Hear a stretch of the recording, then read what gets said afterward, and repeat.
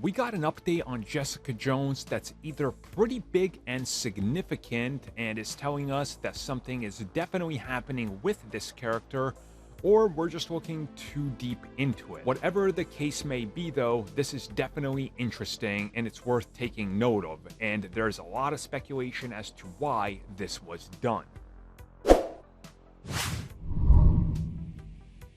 So I'm pretty sure everybody knows that this is the title of Jessica Jones, Marvel's Jessica Jones as it was on Netflix. So you know exactly what it is. Again, it's the comic book character, it's a property by Marvel Comics, which was produced by Marvel Entertainment, aka Marvel's TV division. So yeah, there you go. You had Jessica Jones, it was very simple. But an interesting thing has been discovered with the latest round of updates for everything Disney+. So if you go to the Marvel section and you look at the Defenders and you hover over to Jessica Jones, you're going to notice that the title of the series has officially been changed. Over on the Disney Plus update, the title is now AKA Jessica Jones. Now, comic book fans will remember that this was the working title of the series when it was supposed to go to ABC way before the Netflix deal ever happened. And that's of course the same title of the comic book. Well, one of the iterations, because there was also Alias, but that was obviously another TV series at the time and so forth with the rights to that and whatever, that doesn't matter here.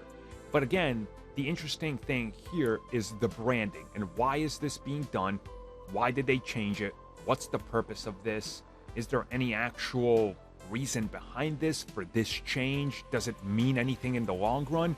And to me personally, I do think that this is pretty significant. It's a minor little thing, but it is important. Because let's think of it this way. If they bring back Jessica Jones for a revival, which has been rumored, you can't just call it Jessica Jones again. They're not going to call it AKA Jessica Jones because that's the name now. But what they could call it is something like Alias Jessica Jones or Jessica Jones Alias or something else that has her name but also has something around it to differentiate the series. Much like how most people are anticipating that Daredevil could be retitled, or when it comes back, Daredevil could be Daredevil, Man Without Fear. So there is a distinct way to tell the differences apart. And I do think that's what they're doing here, because why else would they do it? Why bother? Why bother creating all new assets and things like that? It just doesn't make sense otherwise. And to me, this is rather telling that there is people paying attention and doing something with it, and sooner or later she will be back, and then, you know, we're gonna see what happens next.